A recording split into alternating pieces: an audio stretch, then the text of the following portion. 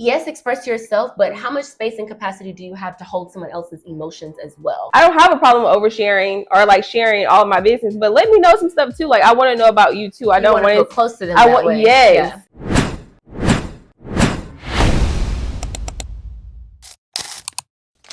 Hey friends. Hey girl. Welcome back to Her Intentionally, the podcast about choosing to be intentional because thriving doesn't happen by accident. I'm your host, Jasmine. And I'm your host, Keisha. And today we're just going to start this episode by checking in. Okay. How you feeling today? I am feeling pretty good. Yeah? I feel like we're at like a transitional time in the year. Mm-hmm. And I'm feeling a little reflective. Okay. Quite reflective, but also like super grateful. Like I'm doing really well in school. My home is doing really well. My family is doing really well. Like everyone's alive, everyone's healthy. I'm just feeling grateful. I'm feeling super grateful, and ready, like super excited for like everything that's coming. Yeah. Ooh, that's good. That's good. Yeah. How are you feeling? I actually feel really good. I had like not like a freak accident, but something's going on with me health wise, and it just came out of nowhere, and it kind of scared the living crap out of me. But turns out it's nothing really, and it's something that's gonna just go away on its own. So yeah. Now, and did that give you like a moment to be like, okay, I need to make sure I'm more in tune with my health? Yes, and be more intentional with like the things that I'm doing, the stuff that I'm putting in my body, and just things of that sort. So I'm actually feeling really good today. You're feeling good. Yeah. Okay, good. Glad to hear that. And I'm ready to get into today's episode because the conversation piece for today, we're ready to go there. So I've been thinking a little bit about how everybody says that they are emotionally available. Mm-hmm. But I'm not really sure we all mean the same thing when we think about emotional availability. So I'm ready to like jump into this conversation and to kind of like discover what that really means for each of us individually and then for all of you out there. But before we do that, let's start off with a little game. Ooh, okay. I like playing these little games. You like a game? I do. So let me tell you how the game works. I'm going to read a scenario to you. It's multiple choice style, and you'll give me the answer A, B, or C. And then for some of them, we'll kind of like reflect a little bit deeper on, okay? Okay. All right, y'all ready? They're very open about their feelings, but disappear when you actually need support. Are they A, emotionally available, B, emotionally expressive, or C, emotionally inconsistent? They're very open about their feelings, but they disappear when you actually need support. Emotionally inconsistent. Okay. Yeah. That's what I feel. I would say so. Okay. All right. You ready for two? I'm ready. They text you all day, every day, but they avoid real conversations or plans. Are they A, interested, B, comfortable, or C, avoidant? They text you all day, every day, but they avoid real conversations. They're avoidant. They're avoidant. They're avoidant, yeah. Because at first I wanted to say like comfortable, like maybe they're just comfortable and they feel like they don't have to respond even though they're texting me all day. So they don't have to make real plans. But no, I think that's avoidant. Yeah, that doesn't sound like an emotionally available person. No. That sounds like a person that, like maybe they're expressive, but they're not quite available. Right. Yes. Okay. They say they're working on themselves, but nothing ever changes. Ooh. You want new hands? I'm very expressive, emotionally expressive, and available. They say they're working on themselves, but nothing ever changes. Are they A, healing, B, aware, but just not ready, or C, using therapy language as filler? They say they're working on themselves, but nothing ever changes. Are they healing? Are they aware but not ready? Well, or using therapy? I feel like it could be a little bit of both B and C because it seems like they're aware of they saying, "Oh, I'm working on myself," so they know there's a problem, right? And then, but nothing ever changes, so maybe they're not actually ready to make the change. But then it's also like they could just be full of shit. True. And using therapy language as filler. Yeah. So I think I'm B between and C. Yeah, in between B and C. Okay, what do y'all think? Yeah, in between B and C or no? All right, the last one for you. Okay. Say they ask you to open up, but then they pull back when things get deep. They ask you to open up, but then they pull back when things get deep. Are they A, overwhelmed, B, not emotionally available, or C, curious but just unprepared?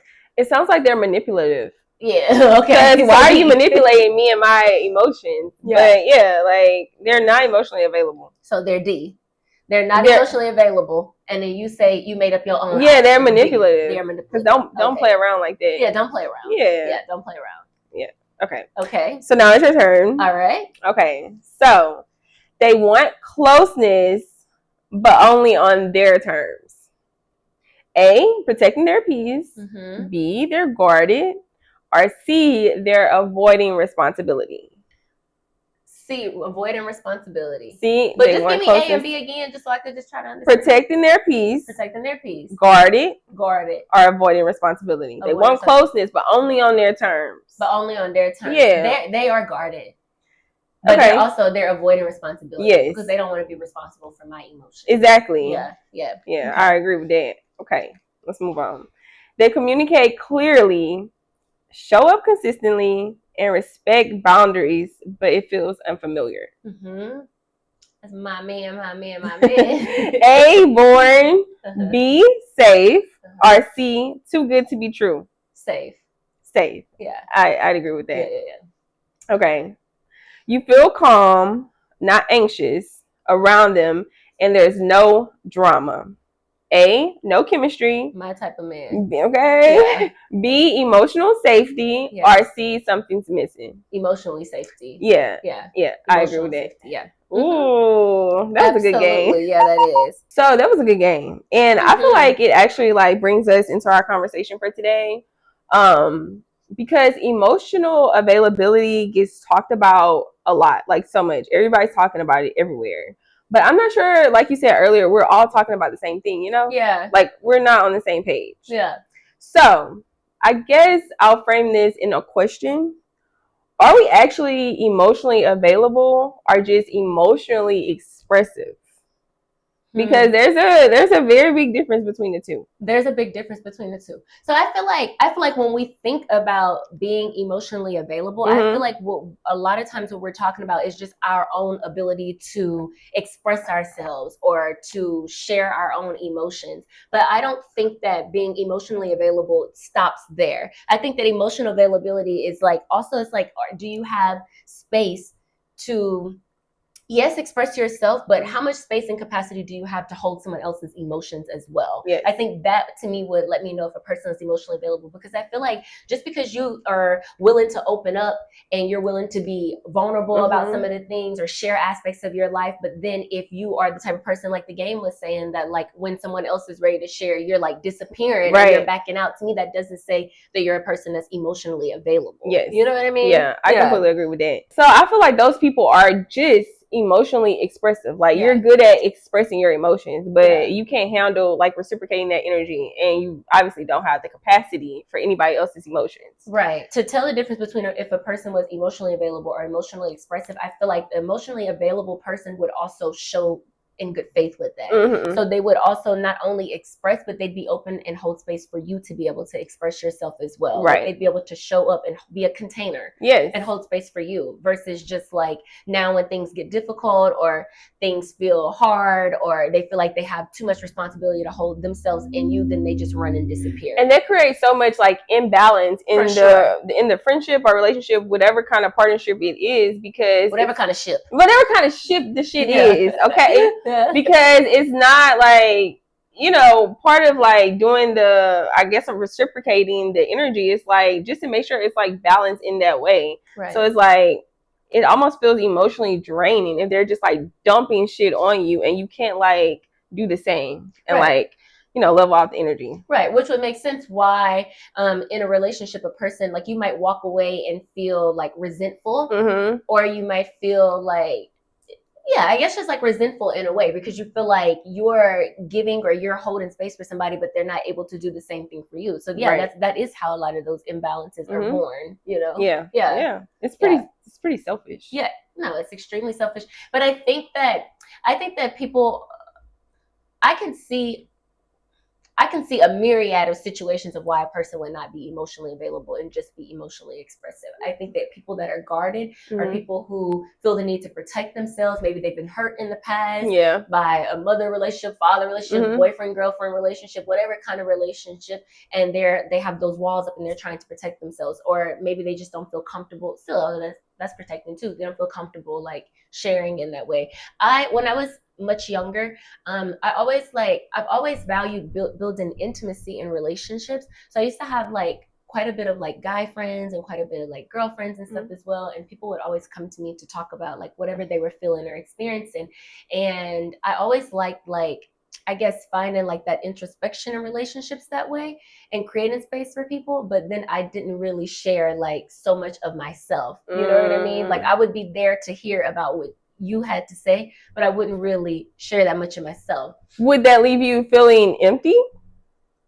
Or may overly full because you didn't like let off some of what you were holding on to? Yeah, I think that after a while, I realized that I started to feel like very depleted by that and very like drained. But I think that earlier on, it was how I thought that I built intimacy and connectivity in relationships. But as I got older, when I tried to like switch some of those dynamics, that was like a much more like, I guess, difficult muscle to work, like trying to change those dynamics out. You know what I mean? Wow. Yeah. I can see that, actually. You know what I mean? I see that, actually. Well, this is a bit off topic. Well, not really. It's very on topic. But like in our friendship, I think sometimes you're always like, how are you? Or what's going on? And then it's like, but wait, what about you? Like, how are you? Yeah. And so it's like you don't necessarily like offer up that part, but as being like more conscious of myself and wanting to do the even exchange thing, I make sure that I ask you often, like, well, how are you? Or what's going on with you? Because you won't like share it off the bat. Yeah. So I do notice that. It's like a practice. Like, and I have to keep like reminding myself to do it. Like, no, you build intimacy by also sharing parts of yourself with people as well. Yeah. I had a friend, actually we're still friends now, but she told me like we've been best friends for so long, but I feel like I don't really know you. Yeah. And actually it hurt my feelings so bad. I was like, what do you mean you don't know me? I talk to you all the time. I'm always like, what do you mean? She's like, no, I feel like I don't really know that much about you. You know? Yeah, like, wow. Right. So, like, since then, have you made, like, more of, like, an effort to share? I guess maybe she meant, like, she doesn't know, like, you that closely. Yeah. So she knows you, but maybe, like, it's on the surface. Right. Yeah. That's what she meant. Yeah. So since then, I've been making, like, more efforts to share things, like, along the way. But, like, I was telling you, like, another episode, like, I just feel like there's so many, I have, like, quite a bit, I guess I have a good village, like, of inner circle people that if something's happening, I go there first, you know?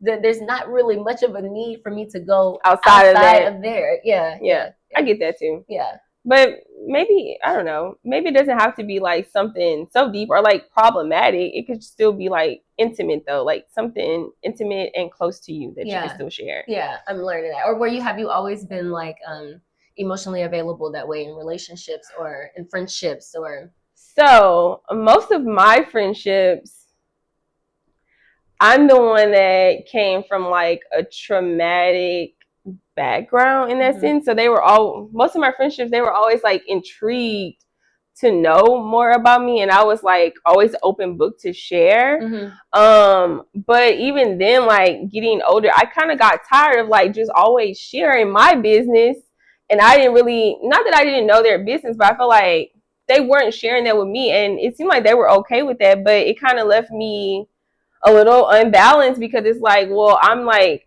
letting off all this energy, but I'm not, I don't know, it's just not reciprocal. Like it's just not making the full cycle.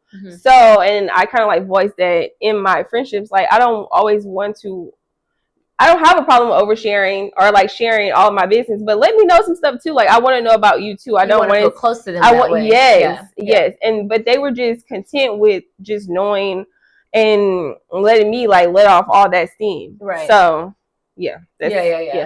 It's kind of always been that way. I think too, like maybe it's like a burden thing. Like because for myself personally, it's like I didn't ever feel like I wanted to burden somebody else like with my emotions or the things that I was going through. You know what I mean? So maybe they felt like in your relationships, like, okay, like she needs me to be there for her. I don't want to put this out onto her, right. And now she feels like she can't come to me. Right. You know what I mean? Okay. Yeah. That's another way to look at it. Possibly, yeah. The other thing is that I'm Scorpio rising. So all the Scorpio people out there, rising, moon, sun, whatever it is, Scorpios are a little bit like mysterious, like in that way. Wow, yeah, I didn't know that about you. Like close to the vest. Yeah, definitely. Yeah. A person could be like very expressive in texting you and talking to you all day, but not really hold space for you to show up in the same way. But I feel like we're seeing a lot of this in our like modern dating culture through dating television shows, where there's like Love is Blind or Love Island or Love Cabin. Have you gotten into Love Cabin? Yeah. I got into Love Cabin now.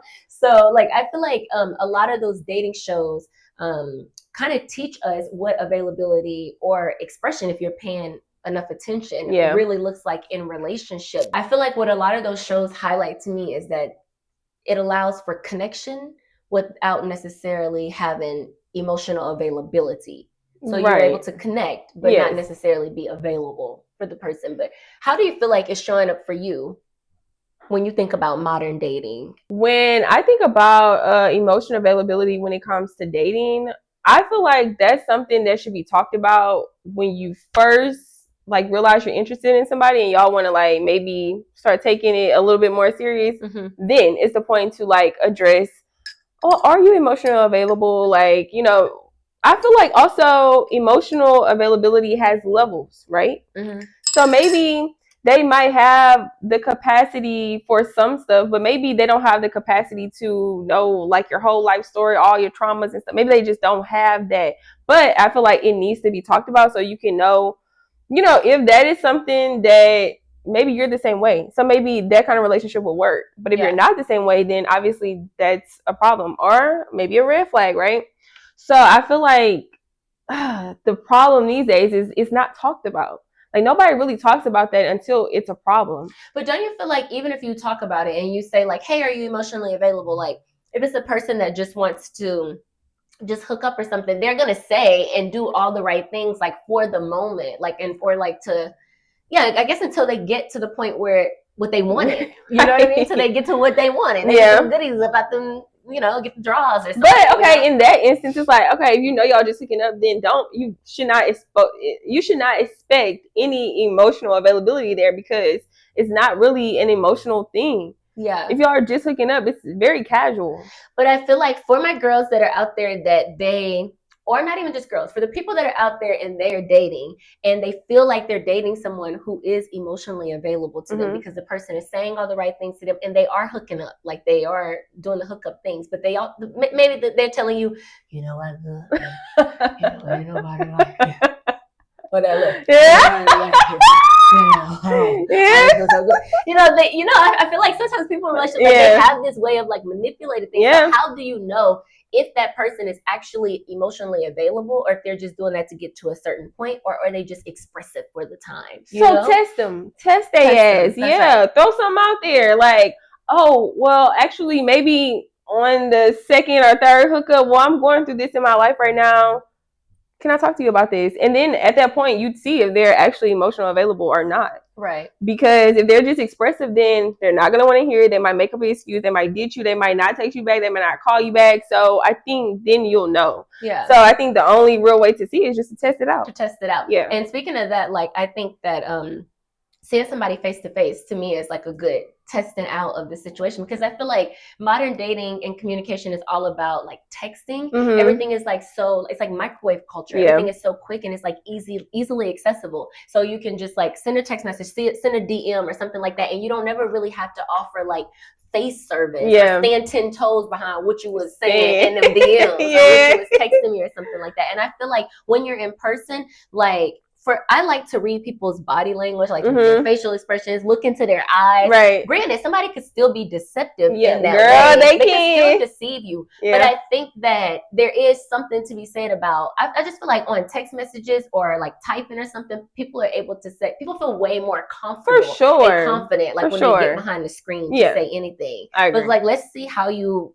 giving it up in person. Yes. Like, also, maybe they might even do the whole like in-person thing. They might put on an act or whatever, but if they're not truly emotional available, you'll start to see it in their actions. So maybe that they be fine the first time you talk about something deep, whatever, but then you start notice, oh, they're drifting back, like, oh, they're not returning my calls, like, oh, they're making conversation short from that point on, So I feel like they could still pretend, but if things start changing, I mean, you can't keep the mask on forever. Yeah. At some point, like after a certain amount of time, it's gonna come off and you're going to show your true self. Well, speaking of a certain amount of time before it comes off, that's why I always say you should just talk to people. Like, just talk to them. Yeah. Don't get physical. I think that you should talk to people because I think that over time, like, again, no one can consistently keep up the mask. Over time, the real them will start to peek through. And it's not even, it doesn't have to be like a real them, like everybody's out to manipulate you or out to get you in some way. Like, sometimes, like, you meet someone and you just have your representative. Yeah, like your best self. Yeah. Yeah. And it's not necessarily like you're trying to manipulate someone, but of course you want to represent yourself in the best way possible. Yeah. But I feel like over time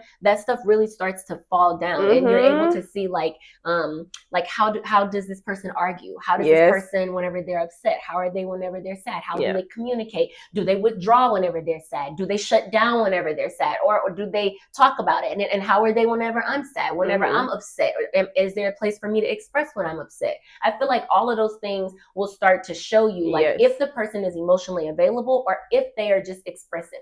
Time, yeah. Time is your friend. Time. Yeah, you gotta give it time. Time is on my side. Yeah, so in dating, it's like don't invite someone's vulnerability if you're not gonna be able to protect it. Yeah, that shit whack. That's so whack.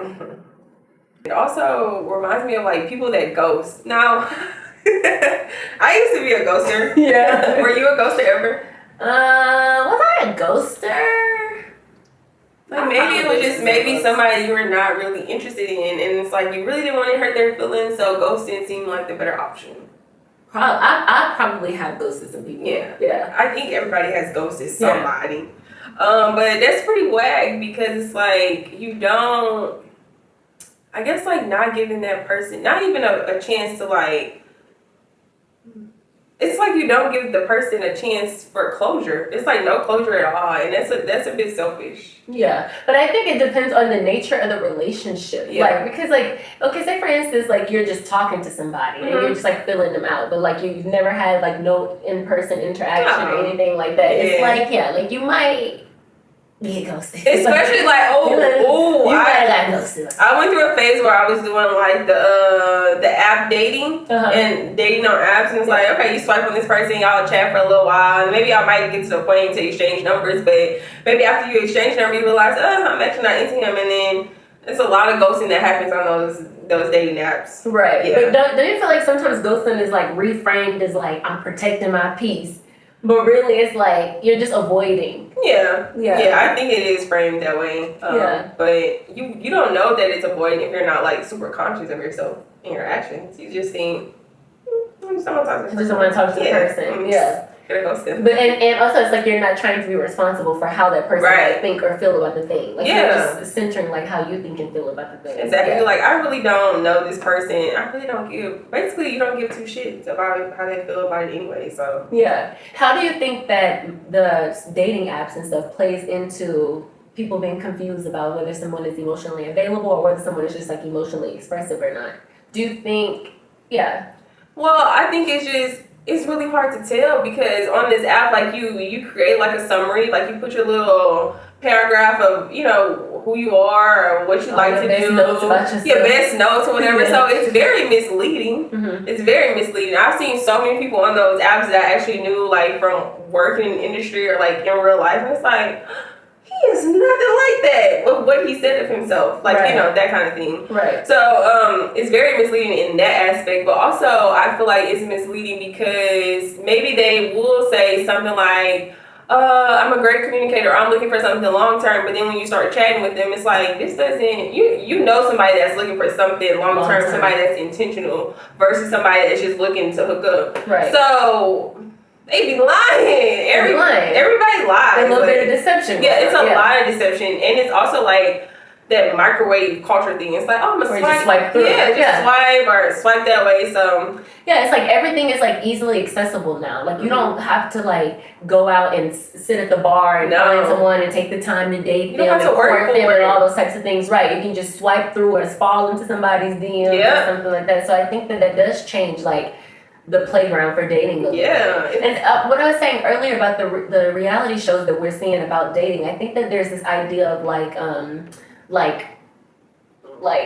instant gratification and reward culture, like we're dating, because a lot of those shows are based off the premise of like you hurry up and you find someone, so it doesn't like favor people that are taking their time. Right. No. You hurry up, you find someone, you make a connection because there is an incentive, like there's a cash reward prize like on the line for the thing. So a lot of people are like faking the connection just to get through to the end, so you can win the money, or just to be on the show, or I feel like that kind of mimics then what we see in like real life in some degree as well, right? Yes, and I feel like it just makes it hard for people that want to do it the old-fashioned way. Like it kind of just it's really hard to find like genuine people and genuine connections because it's all so fake. Like it's all just for show. It's all just So I guess like the intention behind it is just not good. Yeah. So it's hard to just find something real. And so it's like if somebody is like starting to date somebody and they see something that they don't like and they're like, oh, that's a red flag. I feel like sometimes things don't have to be red flags. Like a person is not going to have every single thing that you like. Like there's going to be something about them. I agree about that. And I heard this guy on TikTok and he was saying, like if I start talking to a girl or whatever and then we exchange Instagrams and her Instagram whack, that's gonna make me not want to talk to her. That's gonna make me not want to move forward with her. Because her Instagram, maybe she don't have a lot of followers or maybe it's like not aesthetically pleasing, you're gonna disregard her personality, her morals, like her look, like everything else that comes into play just because you don't like her aesthetic on her Instagram or her followers are like, that is just the dumbest shit ever. That is exactly the type of person that I feel like, that's exactly the type of conversation that I feel like would indicate a person that might be emotionally expressive to you, but not necessarily emotionally available to you. That's not somebody I would want to spend my time with. No. Like, it's almost like you dodged a bullet, girl. You dodged a bullet. If they're doing that, you dodged a bullet. Idiots are online. That's ridiculous. It's so crazy. I was like, what?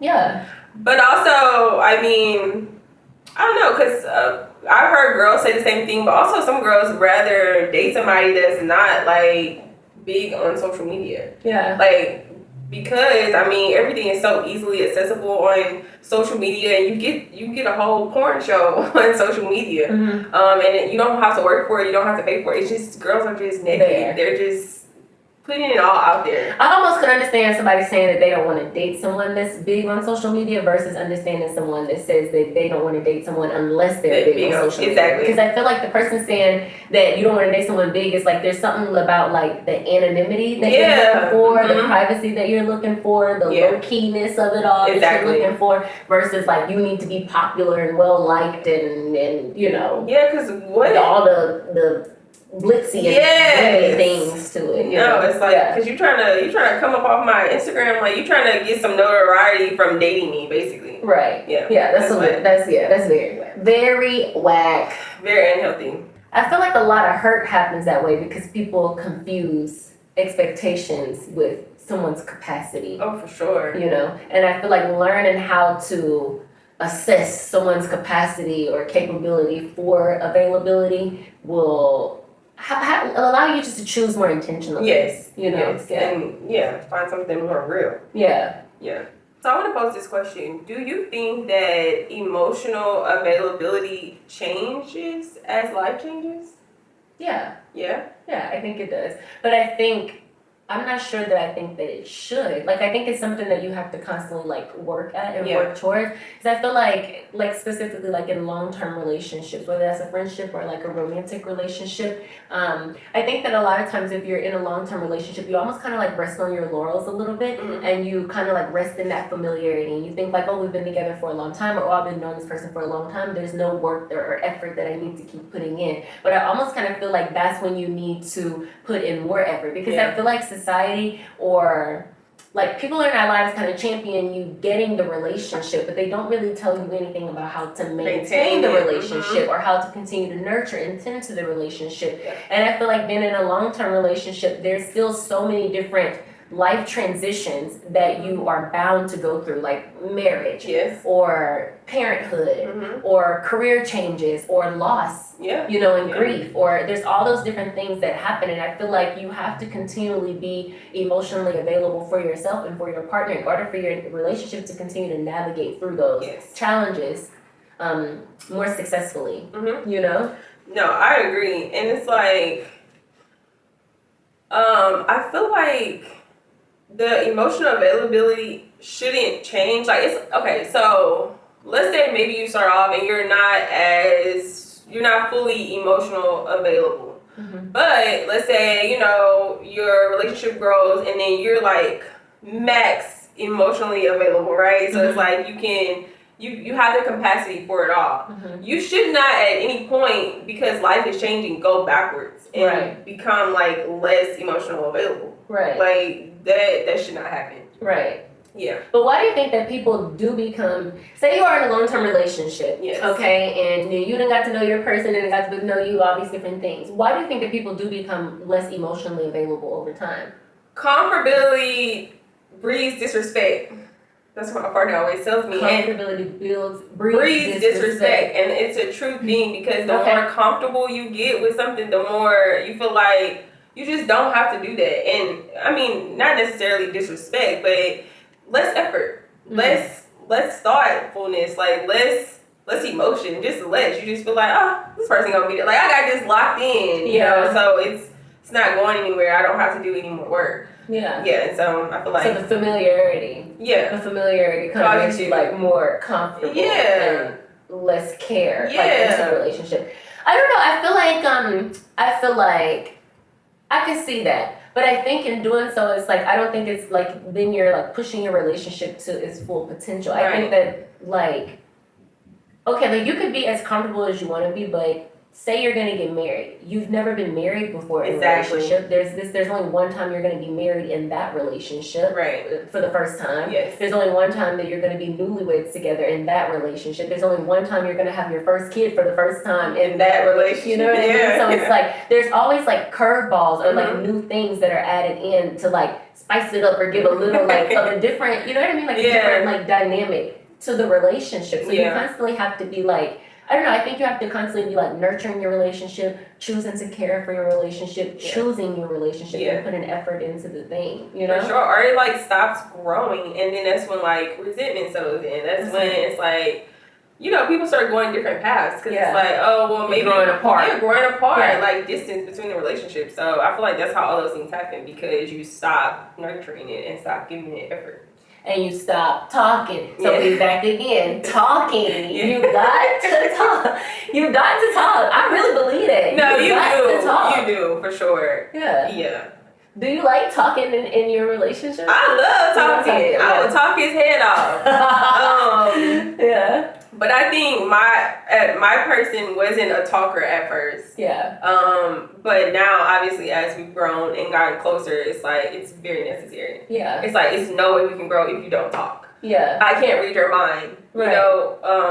And it's like, no, I can't read your mind. I can't just go off your actions alone. Like, there has to be dialogue. Like, you have to let me in that aspect and be like vulnerable. Right. You have to be vulnerable. You have to. I love to talk as well. I think, like, I don't know, for me, talking builds intimacy and builds more of the connection, like we were talking about earlier in the relationship. So I love to talk. I like sometimes we like have talk dates and we literally just sit there and like talk for hours and we'll talk about anything and everything. And so much stuff just comes up. So many things come up. Like so many random things. And it's not like all like you're like in these deep ocean waters like talking. Some of it's like lighter on the surface. Exactly. Some of it's in depth. A lot like it's like joking. Like I don't know. I feel like talking would definitely help to keep the long-term relationship emotionally available. For sure.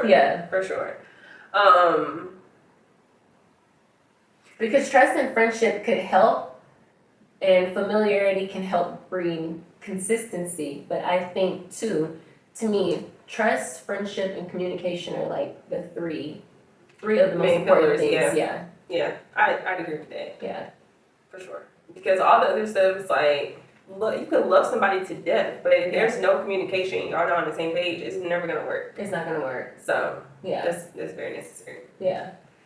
So this brings us to our close of this episode, and I feel like we got a lot of good dialogue here. I feel like we really, dug a little deep. Y'all, let us know what y'all think about some of the stuff we were talking about, because I mean, everybody has different opinions and different life situations, and it varies from person to person and relationship to relationship. So let us know what y'all think. So I want to leave you guys with a little journal prompt.